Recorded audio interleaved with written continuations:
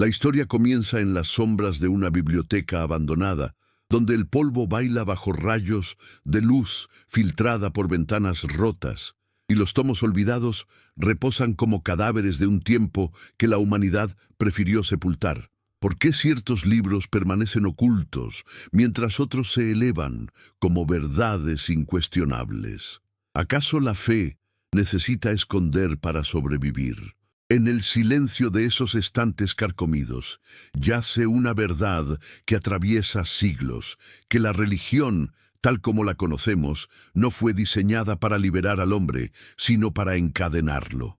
Y en el centro de esa conspiración de silencio, tres nombres resuenan como campanas funerarias: Tobías, Judith, Macabeos. Tres libros sagrados arrancados de la Biblia protestante por las manos de Martín Lutero, el hombre que prometió reforma, pero entregó mutilación. ¿Por qué un reformador necesitaría censurar? ¿Qué verdad contenían esas páginas que amenazaba con desmoronar todo el edificio de poder que Lutero pretendía reconstruir bajo su propia imagen?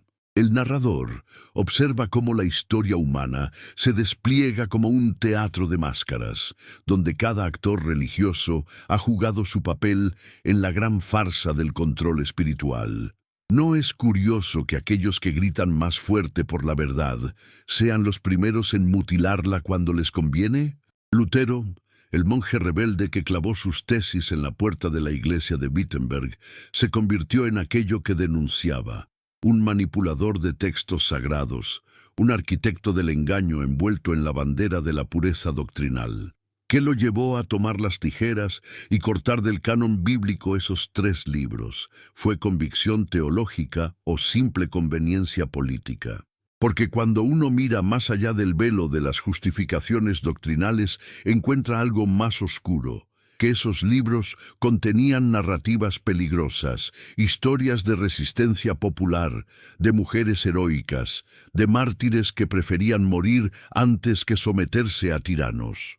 ¿No será que Lutero temía que esas historias inspiraran a las masas a cuestionar no solo a la Iglesia Católica, sino a cualquier autoridad que se autoproclamara intermediaria entre el hombre y lo divino? En este momento, mientras estas palabras fluyen como río oscuro por tu mente, el narrador se pregunta: ¿dónde estás tú ahora mismo? ¿Desde qué rincón del mundo llegan tus ojos a estas líneas? Escribe en los comentarios desde qué país y ciudad nos acompañas y qué hora marca el reloj en tu presente, porque esta no es una historia que sucede en el pasado lejano, sino aquí, ahora, en cada corazón que se atreve a dudar. Y si estas palabras resuenan en ti como campanas de verdad, comparte este video con un amigo cercano, con alguien que ame, para que las bendiciones que nacen del conocimiento lleguen también a su familia, porque la verdad compartida multiplica su poder de liberación.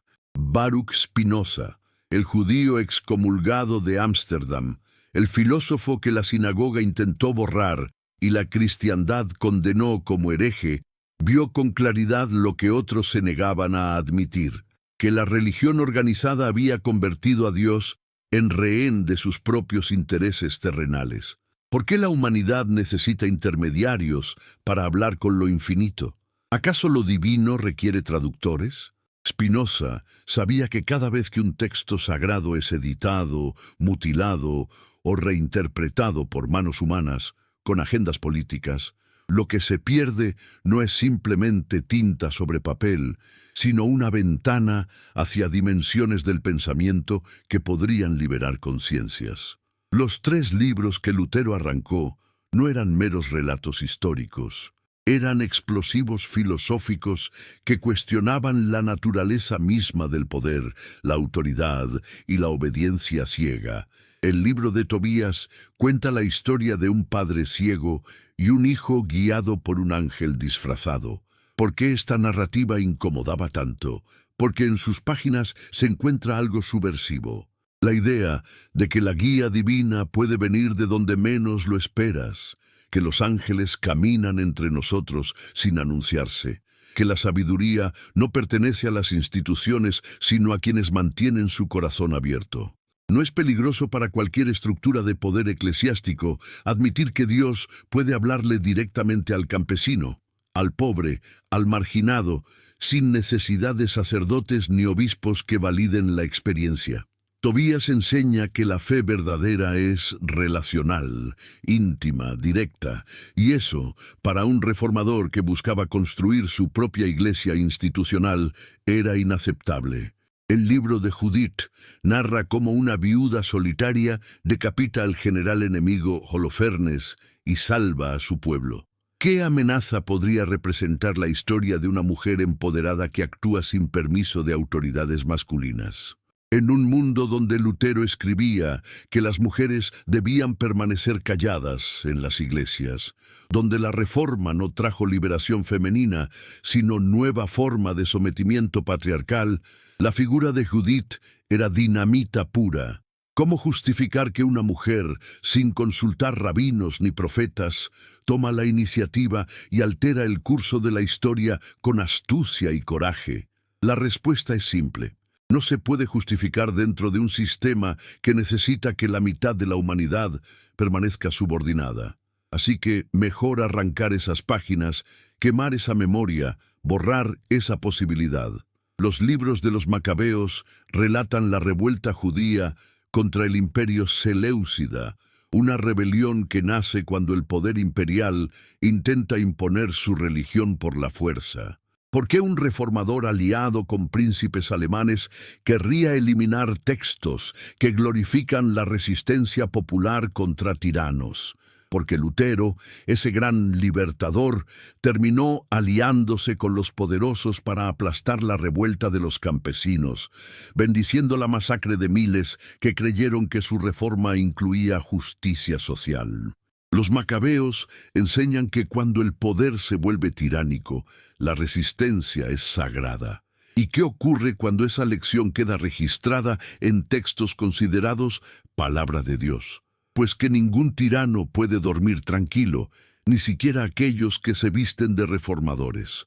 Porque la Iglesia teme más a las dudas que a las herejías. Porque la herejía puede ser quemada en la hoguera, pero la duda se propaga como semilla en viento, invisible e imparable. Spinoza entendió que el verdadero enemigo del dogma no es la blasfemia, sino la pregunta sincera. Cuando un niño pregunta ¿por qué Dios permite el sufrimiento?, la estructura eclesiástica tiembla más que ante 1000 ateos declarados. Porque el ateo puede ser ignorado, excluido, convertido en ejemplo de condenación.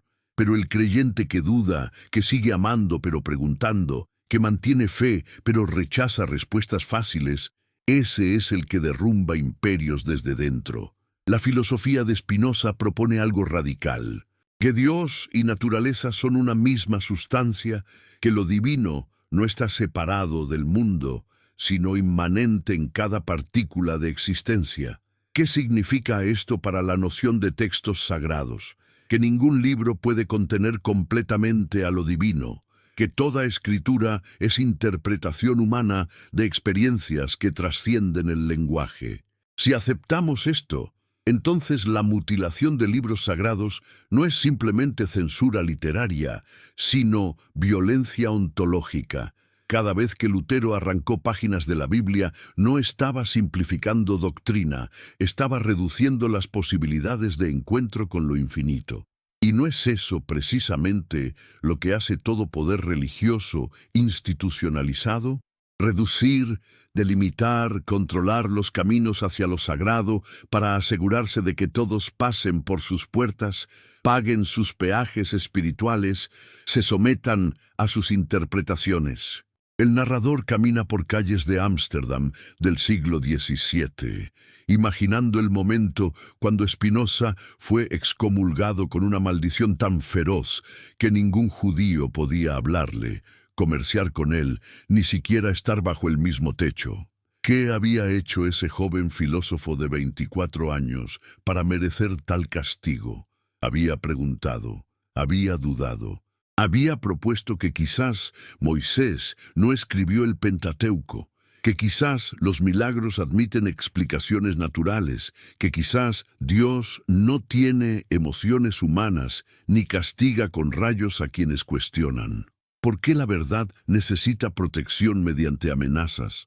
Si algo es verdaderamente verdadero, ¿no debería resistir cualquier escrutinio? La respuesta es que lo que protegían no era la verdad, sino el poder que derivaban de proclamarse sus únicos intérpretes autorizados. ¿Qué significa que un dogma se derrumbe ante la razón? Significa que nunca fue verdad en primer lugar, sino construcción conveniente. Los 3 libros que Lutero eliminó cuestionaban narrativas de poder, sugerían que lo sagrado puede manifestarse fuera de estructuras institucionales, mostraban que mujeres y pueblos oprimidos pueden ser agentes de transformación divina. ¿Y qué hizo la Reforma Protestante con todo eso? Lo mismo que la Inquisición Católica: silenciar, quemar, borrar. Porque al final, católicos y protestantes compartían un mismo terror: que la gente descubriera que no necesita intermediarios, que lo divino habla directamente a quien se atreve a escuchar en silencio. Spinoza propone en su tratado teológico-político algo devastador: que la superstición es el verdadero motor de la religión institucional, no la fe. Que los líderes religiosos cultivan deliberadamente el miedo para mantener control sobre las masas. ¿No es eso exactamente lo que hizo Lutero cuando advirtió que eliminar esos libros era necesario porque confundían a los fieles? ¿Confundir a quién? ¿A las autoridades que querían respuestas simples para preguntas complejas? ¿A los príncipes que necesitaban religión que justificara su poder sin cuestionarlo? Porque las historias de Tobías, Judith y los Macabeos no confunden, iluminan. Muestran que lo sagrado es más vasto, más misterioso, más rebelde de lo que cualquier catecismo puede contener. ¿Por qué la humanidad teme tanto a la verdad? Porque la verdad exige transformación, y la transformación duele. Es más cómodo vivir en certezas heredadas, repetir oraciones memorizadas, seguir rituales que nos dicen qué pensar y cómo sentir. Spinoza sabía que el camino hacia la verdadera libertad espiritual pasa por el valle oscuro de la duda, donde todas las seguridades infantiles deben morir para que nazca comprensión adulta. ¿Y qué hicieron las instituciones religiosas con ese mensaje? Lo condenaron como herejía, porque un pueblo que piensa no necesita pastores, y pastores sin rebaño pierden su razón de existir. La primera parte de esta narración alcanza su punto de inflexión cuando comprendemos que lo que llamamos libros apócrifos o deuterocanónicos no son meras curiosidades históricas, sino testimonios de un cristianismo más amplio, más diverso, más peligrosamente libre de lo que los reformadores y contrarreformadores permitieron sobrevivir. ¿Cuántas otras verdades yacen enterradas bajo siglos de censura? ¿Cuántos evangelios quemados? ¿Cuántas visiones silenciadas? ¿Cuántas profecías borradas porque amenazaban el orden establecido? Cada página arrancada es un mundo de posibilidades asesinado antes de nacer. Y el asesinato se cometió no en nombre de Dios, sino del poder que algunos hombres ejercían en nombre de Dios. El narrador invita nuevamente: si estas palabras tocan algo en ti, si sientes que las paredes de tus certezas comienzan a agrietarse, dejando entrar luz nueva, escribe en los comentarios desde donde nos lees. ¿Qué hora marca tu reloj mientras estas verdades llegan a ti? Y comparte este mensaje con alguien que amas. Porque la mayor bendición que podemos recibir es la liberación de cadenas invisibles que nos mantienen prisioneros de miedos heredados. La segunda parte de esta travesía filosófica nos sumerge en el conflicto fundamental entre fe y razón, ese campo de batalla donde se han librado las guerras más sangrientas de la historia humana, aunque no siempre con espadas y cañones, sino con excomuniones y hogueras, con silencios impuestos y preguntas prohibidas.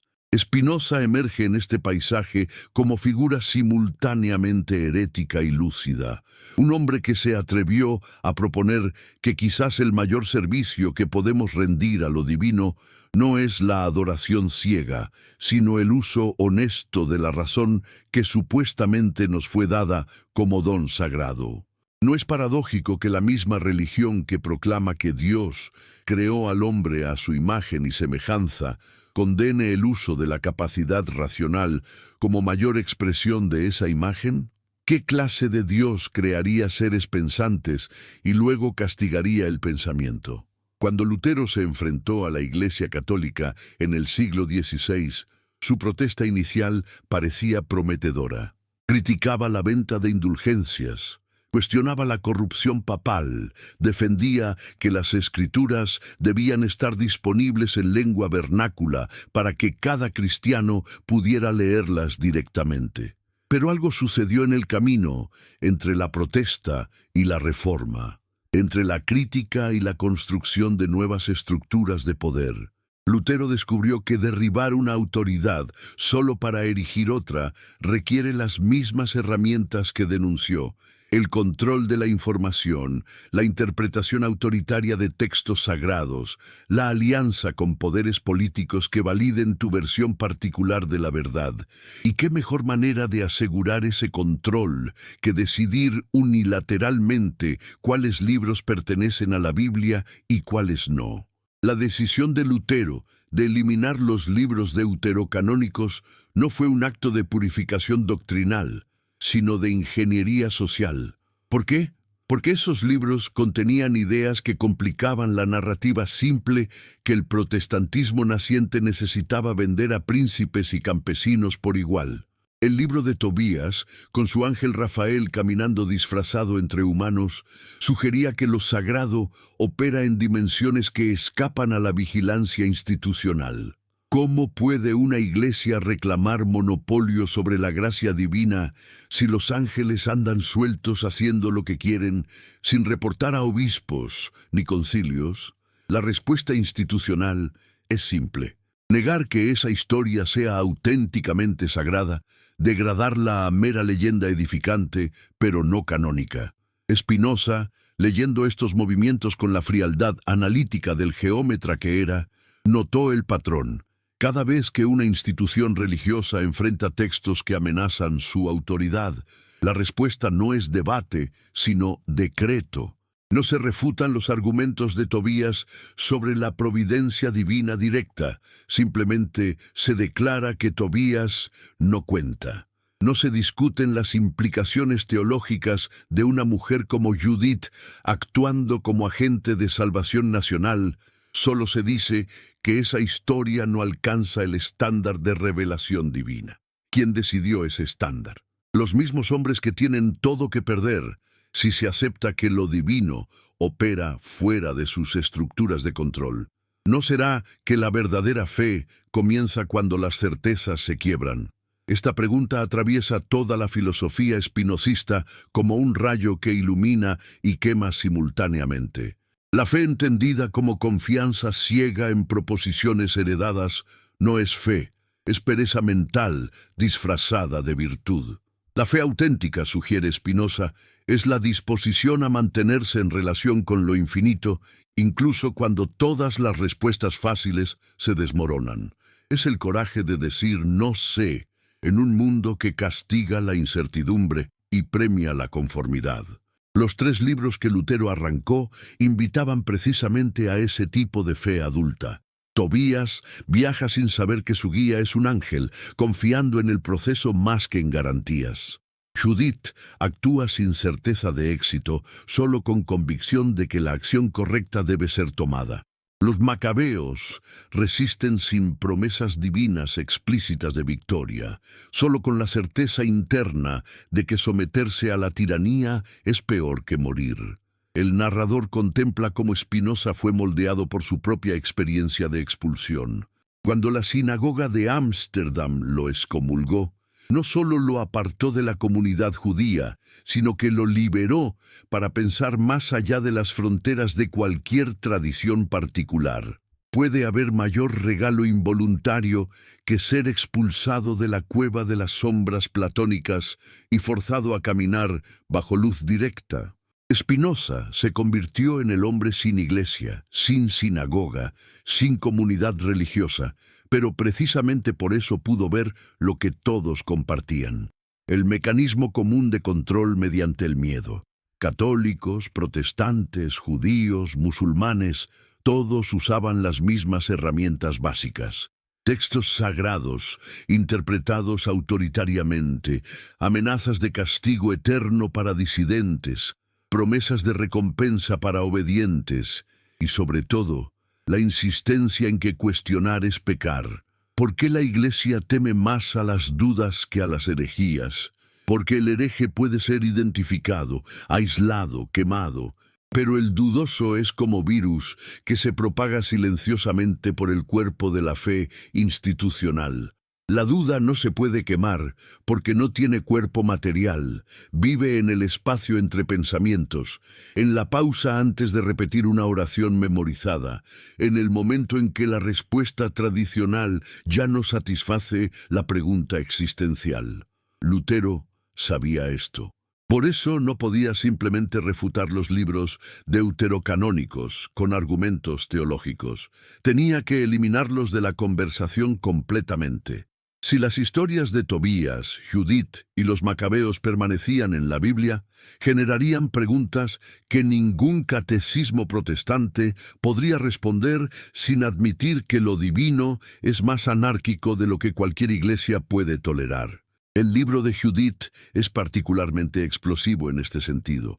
Cuenta cómo una viuda, sin consultar a líderes religiosos masculinos, diseña un plan para seducir y decapitar al general enemigo Holofernes.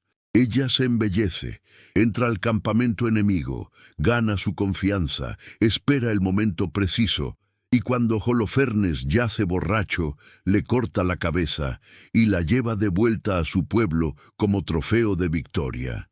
¿Qué elementos de esta narrativa son problemáticos para una religión que predica sumisión femenina?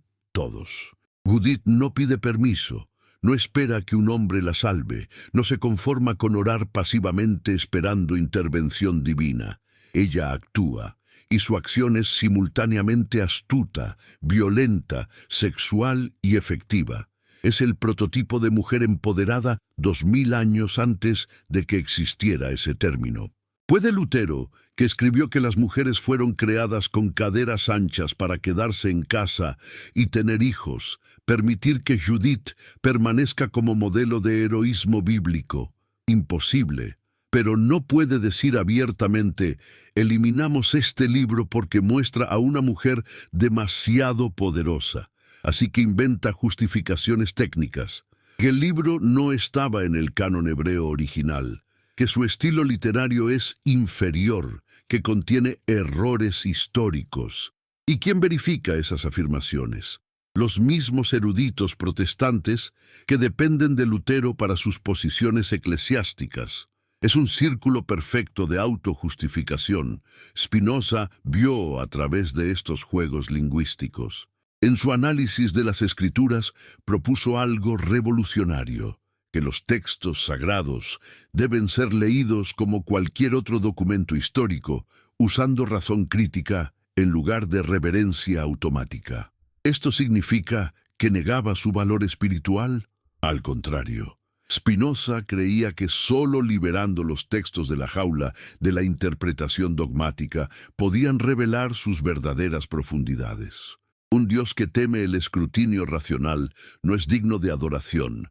Es un ídolo construido por sacerdotes inseguros. El Dios verdadero, propone Spinoza, se revela precisamente a través del uso honesto de la razón, porque razón y divinidad no son opuestas, sino expresiones de la misma sustancia infinita. Los libros de los macabeos presentan otro problema para los reformadores protestantes. Celebran la resistencia armada contra autoridades imperiales que intentaban imponer su religión por la fuerza. En el año 167 a.C., el rey Seleucida Antíoco IV Epífanes prohibió las prácticas judías y profanó el templo de Jerusalén, instalando un altar a Zeus. La familia de los Macabeos lideró una revuelta que eventualmente liberó Judea y restauró el culto tradicional. Es una historia épica de resistencia popular, guerrilla militar, sacrificio heroico y victoria improbable. ¿Por qué Lutero la eliminaría? La respuesta se encuentra en 1525, cuando la revuelta de los campesinos alemanes estaba en su apogeo. Los campesinos, inspirados parcialmente por la retórica luterana contra la autoridad papal, comenzaron a cuestionar también la autoridad de nobles y príncipes que los oprimían. Esperaban que Lutero, el gran rebelde contra Roma, apoyara su lucha por justicia social. Pero Lutero, dependiendo del apoyo de esos mismos príncipes para proteger su reforma, escribió un panfleto devastador contra las hordas ladronas y asesinas de los campesinos, donde instaba a las autoridades a masacrar a los rebeldes sin misericordia. Más de 100.000 campesinos fueron ejecutados. ¿Puede un hombre que bendice tal matanza permitir que permanezcan en la Biblia textos que glorifican la rebelión popular contra tiranos, no sin exponerse como hipócrita de proporciones cósmicas? El narrador te invita ahora, en este punto de la reflexión, a hacer una pausa y reconocer tu presencia en este momento. Escribe en los comentarios desde qué país y ciudad nos acompañas ahora. ¿Qué hora marca el reloj frente a ti mientras estas verdades resuenan en tu conciencia? Y si sientes que estas palabras tocan algo profundo, compártelas con un amigo cercano, alguien que amas, para que las bendiciones que nacen del conocimiento lleguen también a su hogar, porque la verdad compartida se multiplica como el pan en manos de quien sabe que el hambre espiritual es la más devastadora de todas. Spinoza articula en su Ética una idea que destruye los fundamentos del control religioso institucional, que las emociones humanas, incluyendo la religiosidad, pueden ser comprendidas geométricamente, como fenómenos naturales que siguen leyes precisas. El miedo a la muerte genera necesidad de consuelo. El consuelo se mercantiliza mediante promesas de salvación. Las promesas requieren intermediarios que las administren. Los intermediarios desarrollan interés en mantener el miedo que justifica su existencia. Es un sistema cerrado que se autoperpetúa y que rompe ese sistema.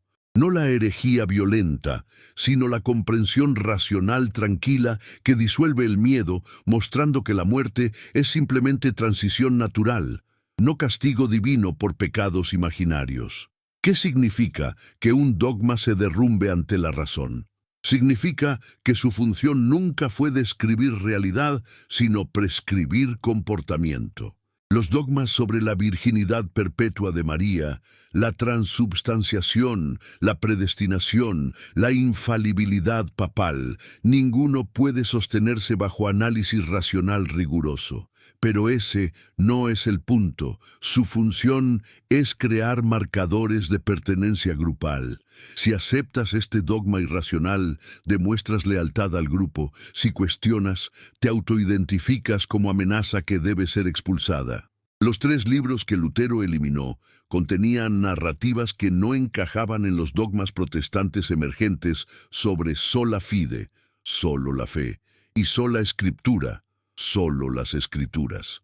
El libro de Tobías enfatiza buenas obras y caridad, complicando la doctrina de justificación solo por fe. Los Macabeos incluyen oraciones por los muertos, implicando algo como el purgatorio católico que Lutero rechazaba. Mejor eliminarlos que admitir que la realidad teológica es más compleja que los eslogans reformistas.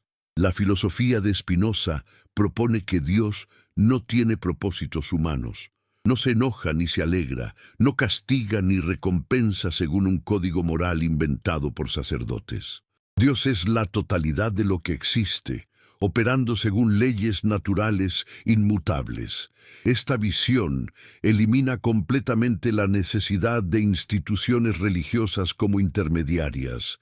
Si Dios es inmanente en cada átomo de existencia, entonces el campesino en su campo está tan cerca de lo divino como el Papa en su trono. Puede haber idea más peligrosa para cualquier jerarquía eclesiástica. Spinoza fue condenado por judíos y cristianos no porque negara a Dios, sino porque proponía un Dios que no necesita iglesias. El conflicto entre fe y razón se resuelve en Spinoza de manera radical. No son opuestos, sino complementarios cuando se entienden correctamente. La fe auténtica es amor intelectual a Dios, que surge de comprender nuestra conexión con la sustancia infinita. La razón es el camino hacia esa comprensión. ¿Por qué entonces la religión institucional las presenta como enemigas?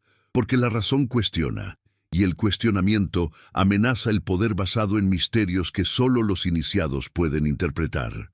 Si cualquiera puede usar su razón para acercarse a lo divino, ¿qué necesidad hay de teólogos profesionales, de seminarios, de jerarquías eclesiásticas completas? Los 3 libros arrancados por Lutero representan 3 amenazas específicas al orden protestante que intentaba establecer. Tobías amenaza el monopolio interpretativo, mostrando que los ángeles operan fuera de estructuras institucionales. Judith amenaza el patriarcado, mostrando que mujeres pueden ser agentes directos de salvación divina. Macabeos amenaza la alianza con autoridades políticas, mostrando que la resistencia contra tiranos puede ser mandato sagrado. Cada uno debía desaparecer para que la reforma pudiera consolidarse, no como liberación, sino como reorganización del poder religioso bajo nuevos administradores. ¿Por qué la humanidad teme tanto a la verdad? Spinoza lo explicó con precisión quirúrgica. Porque la verdad exige que abandonemos las fantasías consoladoras que hemos construido para evitar enfrentar nuestra condición real. La fantasía de que somos el centro del universo, de que Dios se preocupa personalmente por nuestras pequeñas vidas, de que existe un plan divino que justifica nuestro sufrimiento, de que merecemos recompensa eterna si obedecemos reglas arbitrarias. Todas estas fantasías se desmoronan cuando aplicamos razón honesta. Y ese desmoronamiento aterra, porque significa que debemos encontrar significado en la existencia sin muletas sobrenaturales, que debemos crear nuestros propios valores en lugar de recibirlos grabados en piedra, que la responsabilidad por nuestras vidas es completamente nuestra. La segunda parte de esta narración alcanza su clímax cuando comprendemos que Lutero y Spinoza representan 2 caminos radicalmente diferentes de responder al descubrimiento de que las instituciones religiosas han manipulado textos sagrados. Lutero responde convirtiéndose en nuevo manipulador, creyendo que su versión de la verdad es suficientemente superior para justificar la censura. Spinoza responde proponiendo que ningún texto es tan sagrado que no pueda ser cuestionado, que ninguna interpretación es tan autorizada que no deba ser examinada, que el camino hacia lo divino pasa por la honestidad intelectual radical, no por nuevas formas de dogmatismo. Uno construye otra iglesia, el otro invita a abandonar la necesidad de iglesias. Uno mutila libros para controlar narrativas. El otro propone leer todos los libros con ojos críticos y corazón abierto. ¿Cuál camino lleva a la verdad? La pregunta misma revela la diferencia. Lutero hubiera declarado su respuesta la única correcta. Spinoza te invitaría a pensar por ti mismo y llegar a tu propia conclusión. La tercera y última parte de esta odisea filosófica nos lleva al abismo final, ese punto donde todas las certezas heredadas deben enfrentarse a su propia mortalidad. ¿No es curioso que usemos la palabra revelación tanto para describir textos sagrados como para el momento en que se descubre un secreto oscuro? porque al final toda revelación genuina tiene ese doble filo. Ilumina y destruye simultáneamente.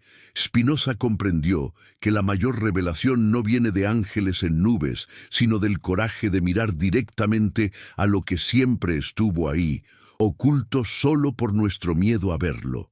Los 3 libros que Lutero arrancó de la Biblia protestante no desaparecieron de la existencia, siguen ahí para quien quiera leerlos.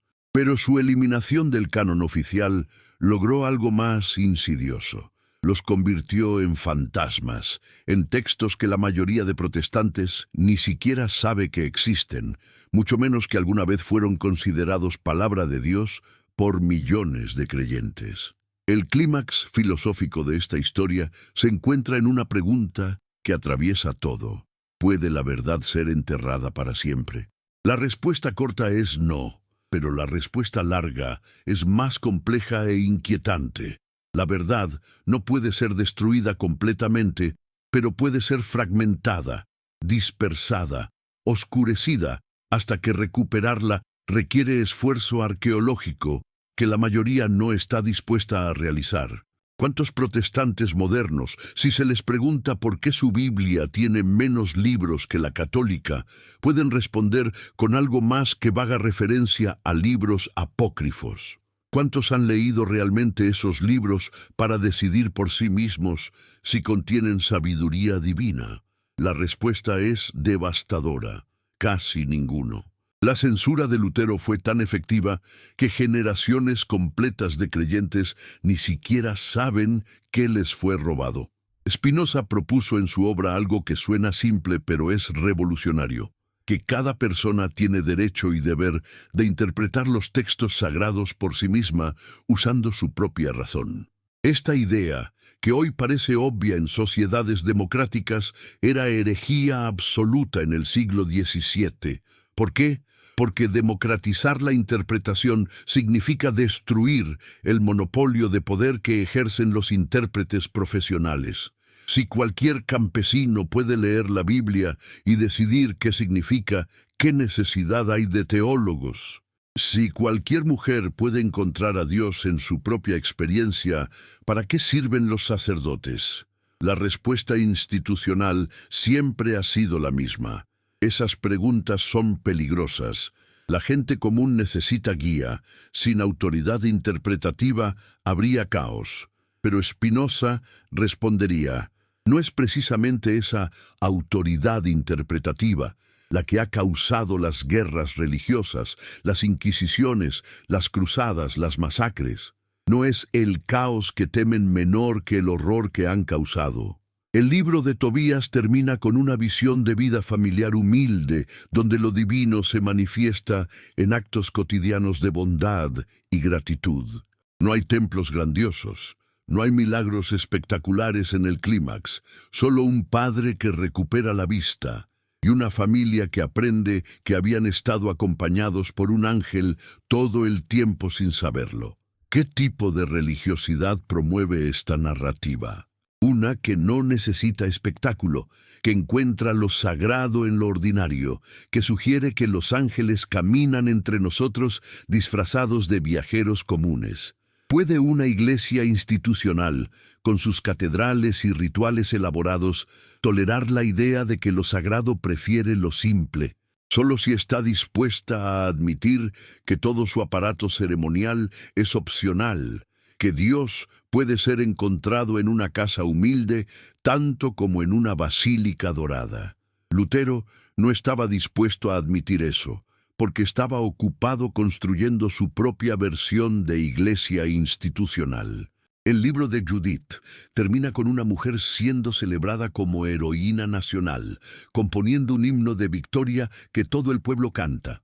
Ella nunca se casa de nuevo.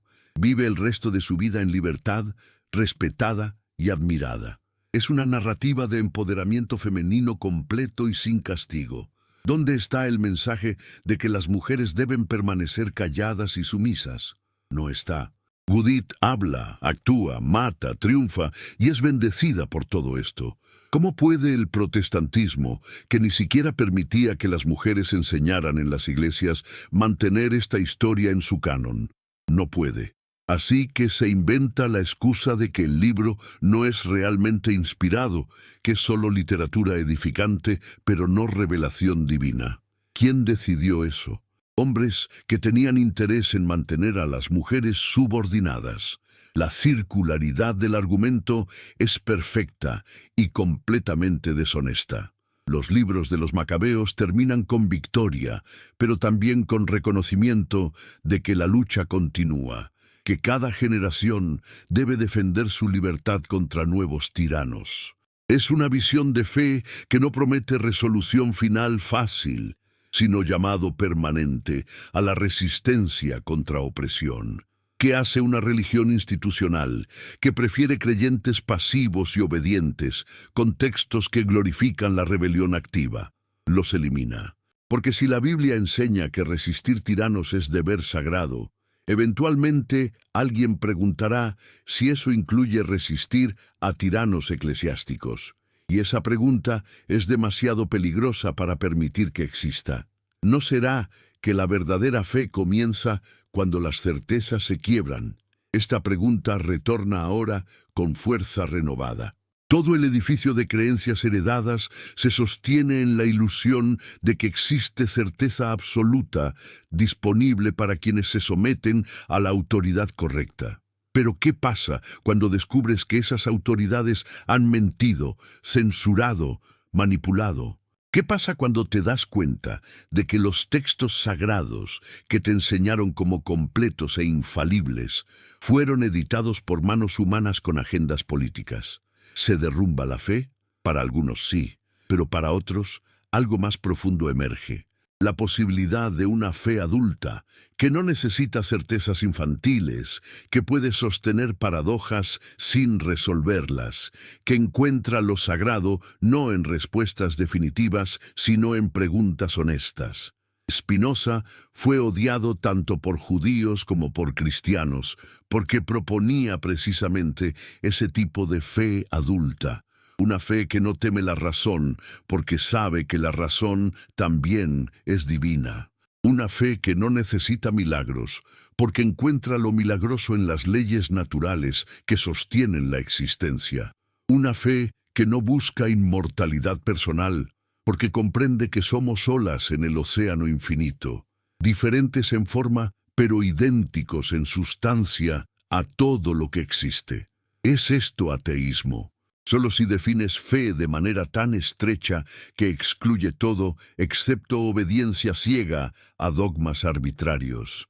Pero si entiendes fe como apertura a lo infinito, como amor a la verdad por encima de la comodidad, como disposición a transformarse en respuesta a nueva comprensión, entonces Spinoza es el más fiel de todos. El narrador te mira ahora, a través del velo de palabras y siglos, y te hace la pregunta directa: ¿dónde estás en este momento? ¿Qué hora marca el reloj en tu ciudad mientras lees estas líneas que cuestionan todo lo que te enseñaron? Escribe en los comentarios tu ubicación, tu presente, tu ahora, porque esta verdad solo existe en el momento en que es reconocida. Y si sientes que estas palabras han movido algo en tu interior, compártelas con alguien que amas, con un amigo que merece también liberarse de las cadenas invisibles que todos heredamos. Que las bendiciones lleguen a tu familia no como promesas mágicas, sino como la liberación real que viene de comprender que nunca estuviste condenado, solo confundido por quienes necesitaban tu miedo para mantener su poder. La verdad sobre los 3 libros arrancados es finalmente esta: no fueron eliminados porque carecieran de valor espiritual, sino porque contenían demasiado. Demasiado empoderamiento, demasiada autonomía, demasiada sugerencia de que lo divino no necesita intermediarios institucionales. Cada historia en esos libros apuntaba hacia una religiosidad más libre, más personal, más peligrosamente democrática. Y eso no podía ser tolerado por hombres que estaban construyendo nuevos imperios teológicos sobre las ruinas de los antiguos. ¿Por qué la Iglesia teme más a las dudas que a las herejías? Porque la herejía puede ser contenida, definida, combatida. Pero la duda se filtra por cada grieta, crece en silencio, se propaga mediante preguntas susurradas en la oscuridad. La duda no necesita organización ni líderes. Vive en el espacio entre lo que te dicen que creas y lo que tu experiencia te muestra. Y una vez que la duda toca tu mente, ninguna hoguera puede quemarla, ninguna excomunión puede expulsarla. Vive en ti como semilla que eventualmente florecerá en comprensión si tienes coraje de regarla con honestidad en lugar de ahogarla con miedo. Lutero murió creyendo que había reformado la Iglesia, pero lo que realmente hizo fue demostrar que el problema no era Roma específicamente, sino la estructura misma de autoridad religiosa institucionalizada. Católicos y protestantes, a pesar de sus diferencias teológicas, compartían el mismo impulso fundamental: controlar el acceso a lo sagrado mediante control de textos e interpretaciones. La mutilación de libros sagrados no fue desviación del proyecto reformista, sino su esencia revelada. ¿Qué es reforma sino el poder de decidir qué es sagrado y qué no? ¿Qué es protestantismo sino catolicismo descentralizado, pero igualmente autoritario en sus propios términos? Spinoza vio todo esto y propuso algo completamente diferente: abolir el juego entero. No reformar la Iglesia, sino reconocer que la necesidad misma de iglesias, como intermediarias, es el problema. No purificar los textos sagrados, sino leerlos como documentos humanos que contienen sabiduría mezclada con superstición, inspiración mezclada con política, verdad mezclada con control social. No encontrar la interpretación correcta, sino reconocer que toda interpretación es provisional, contextual, abierta a revisión cuando nueva evidencia o comprensión emerge. ¿Qué significa que un dogma se derrumbe ante la razón? Significa que el emperador siempre estuvo desnudo, solo que todos acordamos fingir que vestía ropajes magníficos. Significa que las certezas que organizaron civilizaciones enteras eran castillos de arena ante marea de pensamiento crítico. Significa que cada generación debe decidir nuevamente qué merece ser creído, qué debe ser cuestionado, qué debe ser abandonado. Y esa tarea, lejos de ser nihilista, es la más sagrada de todas, porque es el ejercicio de la libertad que supuestamente nos hace humanos. Los 3 libros arrancados existen todavía, disponibles para quien quiera leerlos.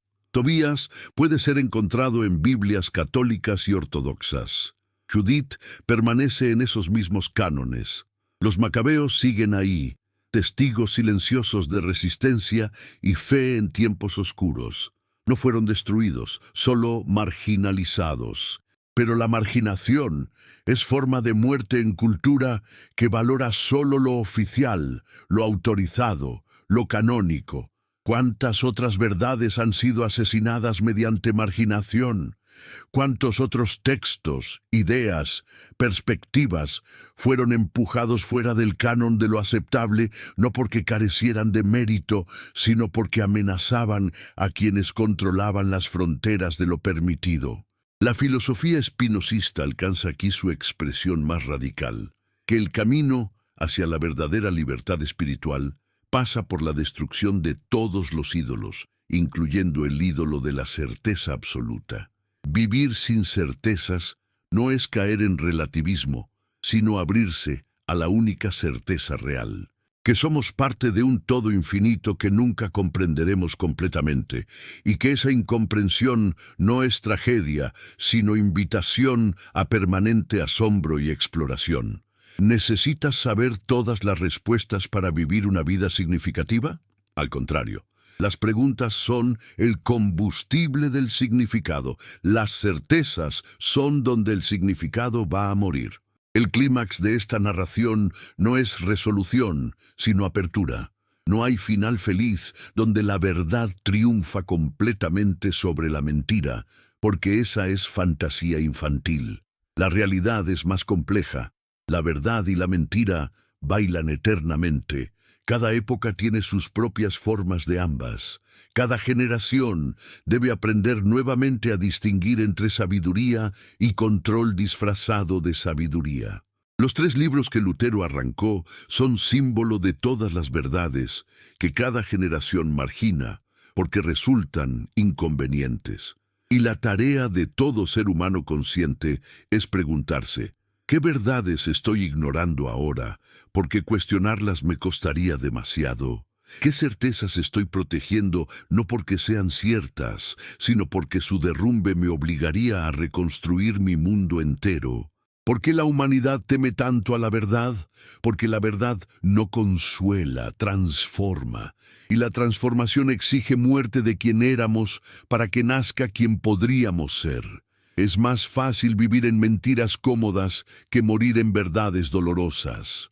Pero quienes eligen las mentiras viven como zombies espirituales, repitiendo rituales sin comprensión, recitando dogmas sin convicción, siguiendo líderes sin cuestionamiento. Quienes eligen la verdad viven plenamente, aunque esa plenitud incluya dolor, aunque esa vida verdadera sea más breve y más difícil que la existencia zombie. Spinoza murió joven, a los 44 años, de enfermedad pulmonar agravada por el polvo de lentes que pulía para ganarse la vida. Murió pobre, sin iglesia que lo reclamara, sin familia que lo llorara según tradiciones religiosas. Pero murió libre, y esa libertad, comprada con precio de exclusión y marginación, valió más que todas las bendiciones institucionales que rechazó. Su legado no es un nuevo dogma, sino una invitación permanente a pensar por uno mismo, a cuestionar toda autoridad, a buscar verdad sin importar dónde lleve, a amar lo divino sin necesidad de intermediarios que mercantilicen ese amor. La verdad sobre Lutero y los 3 libros arrancados no puede ser enterrada para siempre, porque está grabada en la estructura misma de cómo las religiones institucionalizadas operan. Cada vez que una autoridad religiosa declara qué textos son sagrados y cuáles no, ejerce poder político disfrazado de discernimiento espiritual. Cada vez que un líder eclesiástico afirma tener interpretación autorizada de lo divino, repite el patrón que Spinoza expuso hace 4 siglos. Y cada vez que un creyente acepta esas afirmaciones sin cuestionarlas, participa en su propia esclavitud espiritual. Pero hay esperanza, no la esperanza barata de salvación mágica, sino la esperanza real de despertar colectivo. Porque aunque las instituciones religiosas continúan operando según patrones antiguos, cada vez más personas descubren que pueden buscar lo sagrado sin permiso, que pueden leer textos prohibidos sin condenarse, que pueden hacer preguntas heréticas sin que el cielo se derrumbe. La verdad es que el cielo nunca estuvo arriba esperando castigarnos, era una invención para controlarnos. Lo divino, si existe, está aquí, ahora, en cada momento de honestidad radical, en cada acto de coraje intelectual, en cada decisión de valorar verdad sobre comodidad. Los 3 libros arrancados por Lutero son finalmente menos importantes que lo que representan. El derecho humano universal a decidir por uno mismo qué es sagrado, qué merece reverencia, qué debe ser cuestionado. Ese derecho no puede ser otorgado por autoridades porque lo poseemos por nacimiento. No puede ser revocado por excomuniones porque existe fuera del alcance de cualquier institución. Es el derecho más fundamental de todos, el derecho a pensar, a dudar, a cambiar de opinión cuando la evidencia así lo exige. Esta narración termina donde comenzó, en el silencio de una biblioteca abandonada donde textos olvidados esperan ser redescubiertos.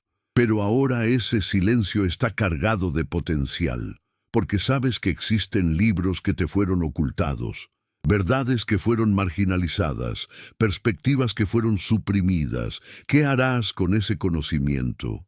¿Volverás a la comodidad de certezas heredadas, fingiendo que esta revelación nunca ocurrió?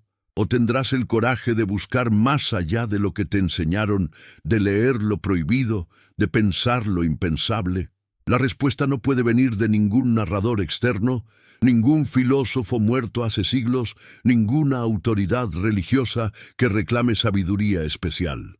Solo puede venir de ti, del espacio más íntimo de tu conciencia, donde habitas solo contigo mismo y con las preguntas que no se pueden evitar para siempre. Ahí, en ese espacio, decides si la verdad vale el precio de su búsqueda.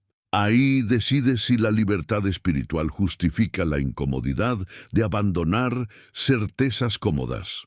Ahí decides si serás otro eslabón en la cadena de transmisión ciega de dogmas heredados, o si tendrás el coraje de romper esa cadena y pensar por ti mismo. Y cuando hagas esa elección, recuerda, no estás solo. A través de siglos, millones han hecho la misma elección. Han pagado el mismo precio, han descubierto la misma libertad aterradora y gloriosa que viene de pensar sin permiso. Spinoza está ahí contigo, no como autoridad, sino como compañero en la búsqueda. Los autores anónimos de Tobías, Judith y Macabeos están ahí también, susurrando a través del tiempo que lo sagrado es más vasto y más salvaje de lo que cualquier canon puede contener. Todos los herejes quemados, todos los libros prohibidos, todos los pensamientos censurados están ahí, formando un coro invisible de testigos que afirman que la verdad, aunque pueda ser enterrada temporalmente, siempre resurge cuando alguien tiene coraje de excavar. Porque al final, la verdad es como semilla bajo tierra. Puede permanecer dormida por temporadas, incluso por siglos. La historia de la humanidad es, en su esencia, una larga guerra entre el pensamiento y el miedo. Nadie lo entendió mejor que Spinoza, ese hombre que eligió ser libre aun cuando todos lo declararon maldito. Su vida es la metáfora perfecta de lo que sucede cada vez que la razón desafía al dogma. El pensador es exiliado, su nombre convertido en advertencia, su memoria manipulada para que los demás aprendan a no seguir sus pasos. Pero, ¿no es curiosa la ironía? Cuanto más intentan borrar a los que piensan, más permanecen sus ideas, filtrándose como agua entre los muros del poder.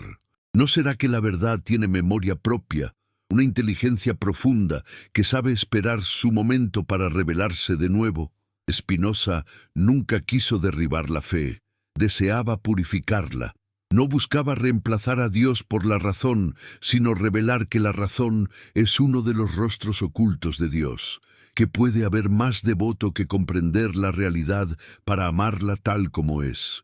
Pero las iglesias, incapaces de aceptar un amor sin miedo, una oración sin súplica, una divinidad sin jerarquía, lo expulsaron como si expulsaran una enfermedad, porque su pensamiento era contagioso. Enseñaba que el santo no es el templo, sino la conciencia despierta, que la verdadera oración es el conocimiento, que el pecado más grande no es la duda, sino la ignorancia elegida. Baruch Spinoza caminaba solo por las calles de Ámsterdam, con su abrigo oscuro y su mirada que parecía ver a través del tiempo. Mientras otros buscaban la salvación en los altares, él la buscaba en el entendimiento. Mientras otros pedían milagros, él encontraba milagro en las leyes mismas de la naturaleza. Dios no hace excepciones, decía. Dios es la excepción convertida en norma universal. ¿Y qué institución puede tolerar un Dios que no necesita milagros, un Dios que no premia ni castiga, un Dios que no se deja manipular por rezos ni por dogmas? Ninguna. Por eso fue más temido que los ateos. Porque el ateo niega, Spinoza disuelve. Él no negaba a Dios, lo expandía hasta hacerlo irreductible. Y nada aterra más a las instituciones que un Dios que no cabe en sus templos. Mientras tanto, Europa se agitaba en guerras religiosas. Católicos y protestantes se masacraban en nombre del mismo Cristo que predicó el amor. ¿Qué causa esta locura? ¿Cómo puede el credo que predica el perdón engendrar tanto odio? Spinoza observaba el espectáculo con la serenidad de quien ha visto la raíz del problema. El miedo, miedo a la libertad, miedo al error, miedo a pensar sin tutor. El miedo no solo fundó las religiones institucionales, también las mantiene. Cambian los dogmas, se reforman las iglesias, se reescriben los libros sagrados, pero el mecanismo permanece: control mediante temor. ¿No fue ese mismo miedo el que llevó a Lutero a mutilar su Biblia? No al miedo de Dios, sino al miedo de perder el control sobre su reforma.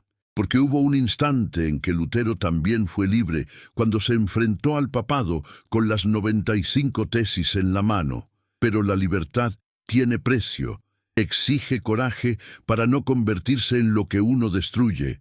Lutero no lo soportó. Prefirió fundar su dogma antes que abrazar la incertidumbre de una fe sin barrotes. El resultado, como siempre, fue el mismo: una nueva iglesia con viejas cadenas, un nuevo canon, una nueva censura. Paradójicamente, el hombre que proclamó solo la Escritura eliminó parte de la Escritura. ¿Cómo se justifica semejante contradicción? Solo mediante la lógica del poder. Spinoza vio en Lutero el reflejo trágico de todos los reformadores que se quedaron a mitad del camino. Derribaron la muralla externa, pero conservaron la interna. Cambiaron de amo, pero no de condición. El verdadero reformador, decía Spinoza, no es quien cambia de doctrina, sino quien aprende a vivir sin amo. Lutero cambió de papa, pero mantuvo la estructura papal de autoridad. Cambió de misa, pero no de mentalidad. Spinoza, en cambio, abolió el trono mismo. Para él, ningún hombre puede hablar en nombre de Dios, porque todo lo existente ya es Dios, hablando con su propio ser. ¿Y qué ocurre cuando el miedo a la libertad domina la mente colectiva? Que las naciones fundan su identidad en la obediencia y confunden virtud con sumisión. Que los pueblos callan por respeto a tradiciones que los aprisionan. Que los libros son editados para no despertar preguntas. Que los filósofos son condenados por enseñar a mirar. En ese contexto, los libros de Tobías, Judith y los Macabeos se convirtieron en víctimas naturales. No se los eliminó por falsos, sino por inquietantes. No fueron descartados por errores, sino por su verdad demasiado humana. Mostraban lo que no debía mostrarse. Que lo divino puede irrumpir sin permiso, que la justicia puede venir de quienes no tienen poder, que las mujeres y los pobres también pueden ser portadores de lo sagrado. Eso es más peligroso para las instituciones que 1000 ateísmos. ¿Qué significa creer entonces? ¿Creer es aceptar sin entender? ¿O es entender tanto que ya no necesitas aceptar por autoridad ajena? Spinoza eligió la segunda opción y pagó caro por ello. Quienes lo acusaron de hereje no comprendieron que su Dios era más vasto que todos los suyos juntos.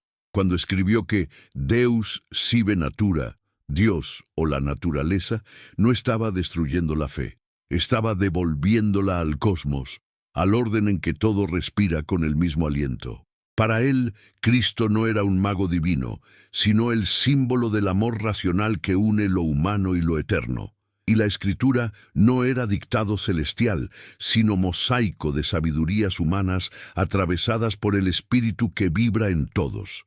Pero ¿cómo vivir en un mundo donde la verdad te condena, donde cada palabra lúcida es una amenaza? El joven Spinoza lo entendió el día en que un fanático intentó apuñalarlo a la salida de su casa. La hoja rasgó su abrigo, no su pecho. Guardó la ropa como recordatorio. La libertad tiene precio, pero ese precio nunca debe ser el silencio.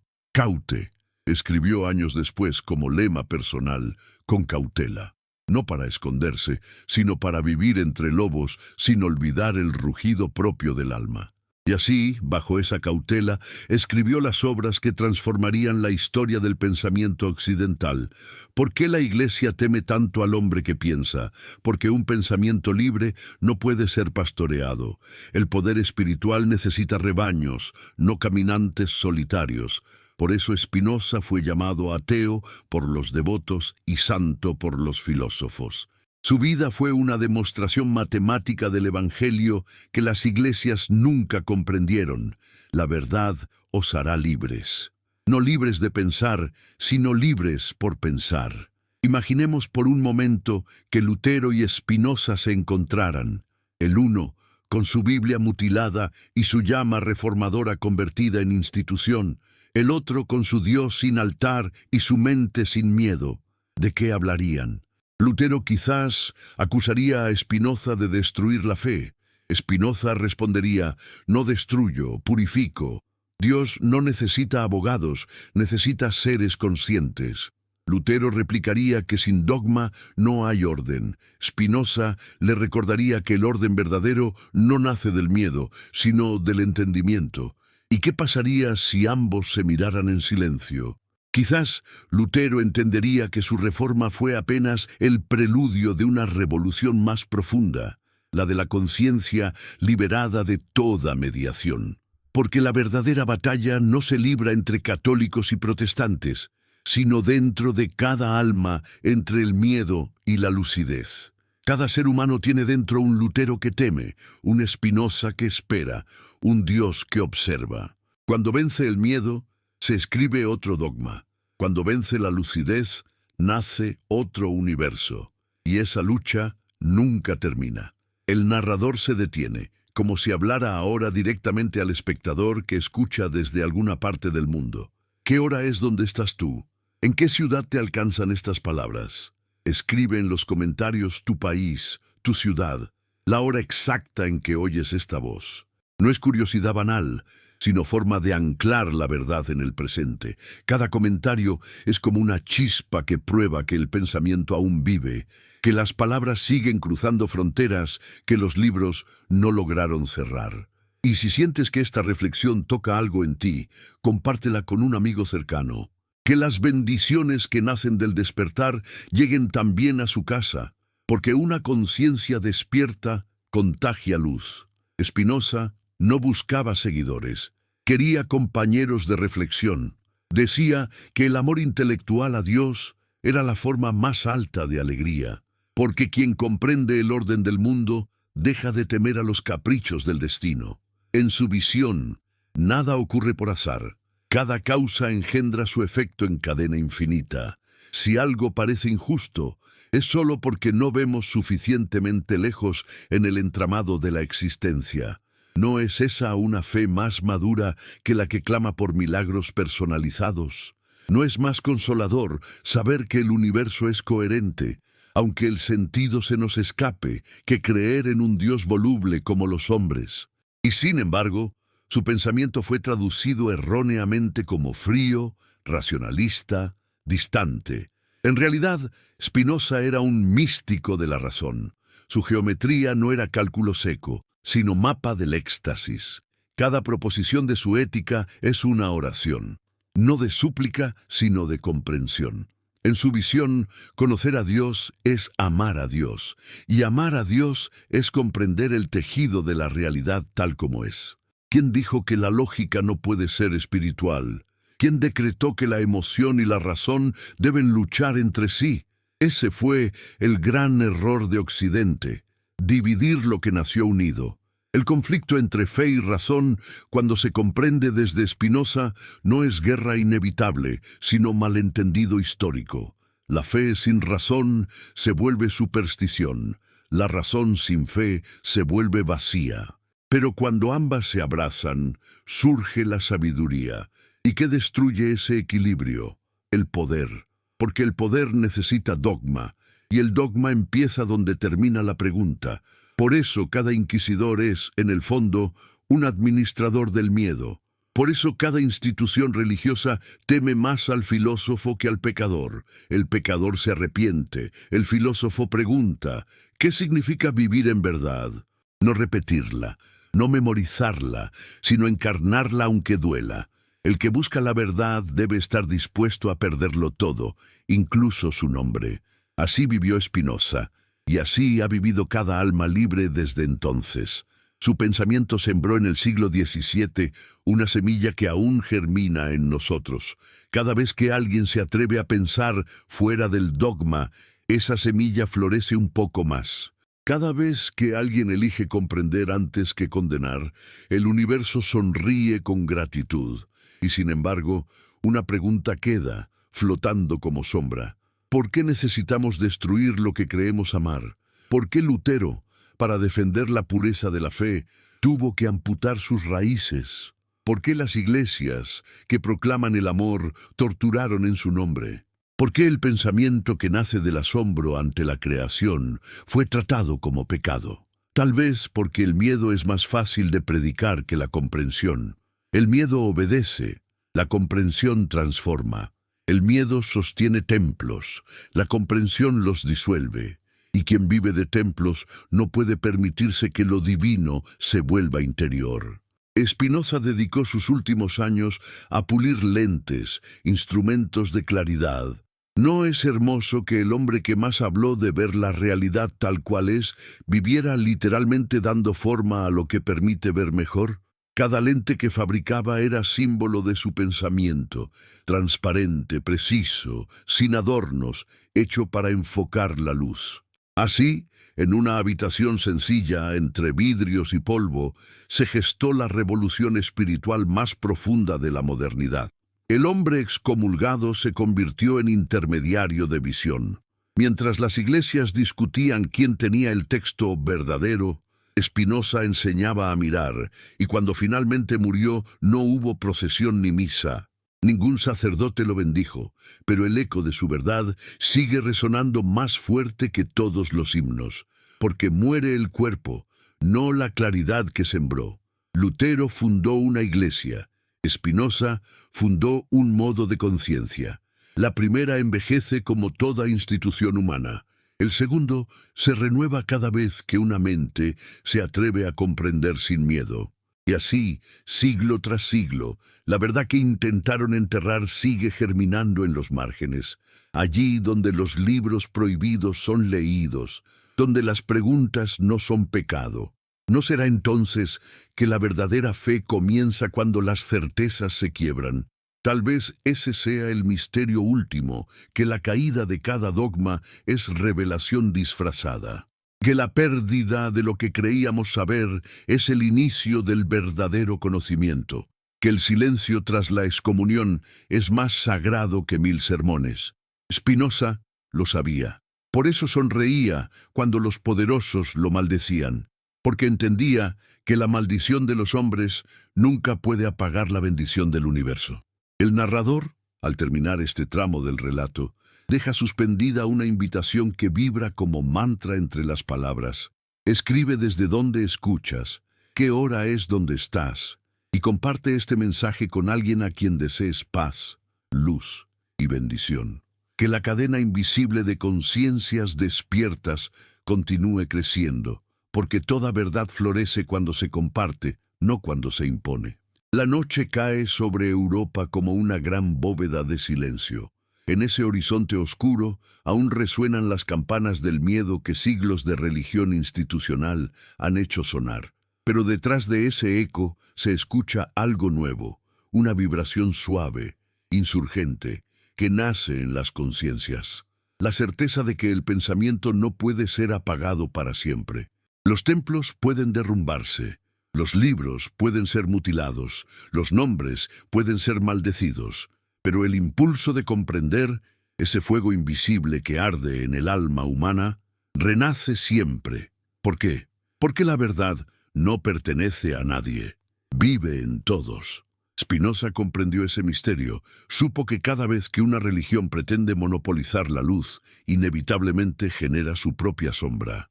Esa sombra toma forma de dogma, de censura, de miedo, pero el miedo cansa. El alma humana, tarde o temprano, se rebela incluso contra su propio terror. Spinoza lo sabía. No hay herejes eternos, solo verdades que aún no fueron comprendidas. Y así, mientras las iglesias proclamaban que él estaba condenado, su pensamiento comenzó a germinar silenciosamente en aquellos que todavía se atrevían a leer con los ojos del corazón. Porque cuando una idea nace de la claridad, ninguna excomunión puede sepultarla. ¿Puede alguien apagar el sol cerrando los ojos? 3 siglos después, su sombra, más bien su luz, sigue creciendo. en cada filósofo que pregunta sin miedo, en cada creyente que se atreve a leer las Escrituras por sí mismo, en cada voz que dice «no sé» con humildad y coraje. Spinoza renace. Los 3 libros arrancados por Lutero también renacen, porque los textos olvidados se convierten en espejos donde cada generación puede reconocerse. Tobías, Judith, los Macabeos. Nombres que ya no pertenecen solo a la historia bíblica, sino al símbolo eterno de todo lo que fue prohibido por amor a la libertad. ¿No es esa la verdadera inmortalidad? Ser raíz de algo que florece cada vez que se intenta arrancar. El narrador observa la historia y siente que toda civilización atraviesa el mismo ciclo. Duda, revelación, dogma, corrupción, colapso. Y cada colapso es una oportunidad. Cuando Lutero arrancó los libros que lo incomodaban, creyó defender la pureza de su fe, pero sin saberlo, abrió un vacío. Ese vacío fue el espacio que permitió que Spinoza naciera. Porque donde un hombre mutila la palabra divina, otro la reinterpreta con mente libre. Donde un dogma se cierra, la pregunta se abre. Donde una iglesia levanta muros, una conciencia derriba fronteras. Así funciona el universo. La represión engendra iluminación. ¿No es esa la venganza dulce de la verdad? La verdad, como la semilla, necesita oscuridad para germinar. Por eso los libros prohibidos florecen mejor que los canonizados. Por eso las ideas perseguidas duran más que las bendecidas. El fuego del censor se apaga. La tinta del exiliado permanece. Cada vez que una autoridad dice, esto es peligroso, el alma humana responde, entonces debe contener algo valioso. Y así, la curiosidad, ese milagro de la mente, vence siempre al miedo. Lutero quemó los textos que amenazaban su doctrina, pero no pudo destruir lo que representaban, la autonomía del espíritu. Spinoza fue condenado por pensar, pero su pensamiento hizo que pensar se volviera irresistible. ¿Y dónde queda la religión después de esto? Tal vez donde siempre debió estar, en el misterio, no en el poder. La religión como poesía del alma, no como ley del Estado, como pregunta abierta, no como respuesta cerrada. Eso soñaba Spinoza cuando hablaba del amor Dei intellectualis, el amor intelectual a Dios. No hay nada abstracto ahí. Es la serenidad que nace cuando entiendes que eres parte de algo infinito. Que no hay infierno porque lo divino no castiga. Que no hay cielo porque ya estamos dentro de él, solo que lo ignoramos. Que el pecado no es romper mandamientos, sino vivir sin comprender que todo lo que existe participa del mismo ser. Si ese pensamiento parece herejía, es porque el amor absoluto lo es para quienes aman solo bajo condiciones. El narrador se dirige ahora directamente a ti, sí, a ti que escuchas. ¿Dónde estás? ¿Cuál es la hora en tu rincón del mundo mientras escuchas esta voz? Escribe en los comentarios tu país, tu ciudad y la hora exacta en que estas palabras te alcanzan. Y si algo de esta historia tocó tu alma, compártelo con un amigo, con alguien que amas, para que esas bendiciones de claridad y libertad lleguen también a su vida, porque las ideas verdaderas no se repiten, se comparten, se multiplican, se heredan como fuego. El conflicto entre fe y razón, que desgarra a la humanidad desde hace milenios, solo puede resolverse donde nació, dentro del corazón. La fe sin reflexión se vuelve tiranía. La razón sin compasión se vuelve desierto. Solo cuando ambas se unen nace el verdadero conocimiento, esa chispa silenciosa que no excluye sino que abraza. ¿Qué es, sino el mensaje de los libros prohibidos? Tobías enseña que la guía divina puede ser invisible pero real. Judith, que la fe puede tener rostro femenino y espada en la mano. Macabeos, que la libertad del espíritu vale más que cualquier orden impuesto por los hombres. Juntos forman una trinidad de resistencia, sabiduría, acción y sacrificio, 3 caras de una misma verdad, que lo sagrado pertenece a quienes lo viven, no a quienes lo controlan. A esa verdad apuntaba Spinoza cuando escribió que el hombre libre en nada piensa menos que en la muerte. No temer morir es no temer pensar, y no temer pensar es poseer la libertad suprema, la de ser responsable de tu propia salvación. ¿No es eso lo que cada religión prometía en sus orígenes? Un camino hacia la unión con lo divino. Pero el poder transformó los caminos en fronteras y la unión en obediencia. Spinoza vino a recordarnos lo olvidado.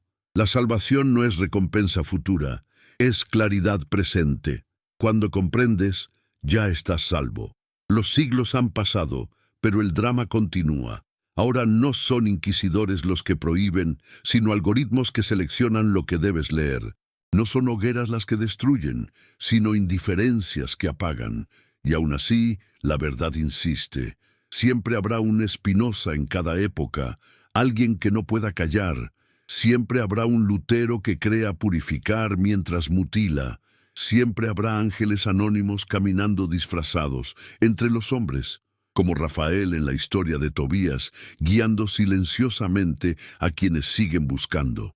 El teatro no cambia, solo cambian los actores, pero el guión oculto sigue siendo el mismo, la lucha por el sentido, y sin embargo, todo converge hacia una intuición luminosa, que Dios nunca ha hablado desde los cielos, sino desde dentro del alma humana, que no es la Biblia, ni el Corán, ni el Talmud lo que contiene a Dios, es el acto de buscar sinceramente lo divino lo que lo revela. Los libros pueden inspirar, pero no reemplazar. Y en ese buscar, cada ser humano escribe su propio evangelio, su propio capítulo de revelación. Quizás el verdadero canon es infinito, en constante crecimiento, compuesto por todas las experiencias auténticas de lo sagrado. Qué pequeño parece entonces el gesto de Lutero al arrancar 3 libros, cuando el universo entero escribe nuevas escrituras cada día. El narrador siente que debe decirlo. No hay herejes, solo pioneros de una verdad que el mundo todavía no está listo para aceptar. Lutero fue hereje para Roma, Spinoza fue hereje para Lutero, y mañana alguien será hereje para nosotros. Pero el tiempo, ese juez invisible, siempre redime lo que el miedo condenó. Así, la espiral del pensamiento humano avanza, quemando falsas verdades, revelando otras, y recordando que lo único eterno es el movimiento mismo de la búsqueda. La muerte de Spinoza no fue final, fue comienzo. Mientras su cuerpo era enterrado en tierra de nadie, su alma se convertía en semilla plantada en todos los que aman la verdad.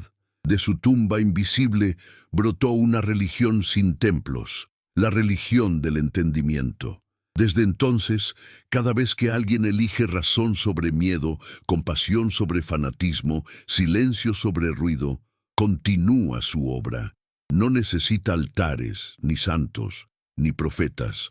Solo la valentía de mirar, porque mirar es orar cuando se hace con presencia. Lentamente el narrador concluye, pero sin clausurar, porque clausurar es lo que hacen las iglesias, y esta historia se niega a terminar. Prefiere seguir viva, abierta como una llama. Y así, con la voz al límite entre susurro y revelación, deja las últimas preguntas suspendidas. ¿Puede la verdad ser enterrada bajo los dogmas para siempre? ¿Puede el hombre apagar la llamada de la razón con decretos y censuras? ¿No será que incluso en el fondo del miedo más profundo hay una chispa esperando nacer en fuego? ¿Qué harás tú con esa chispa ahora que ha tocado tu mente? El aire parece detenerse. Luego, una voz invisible responde, la verdad no muere.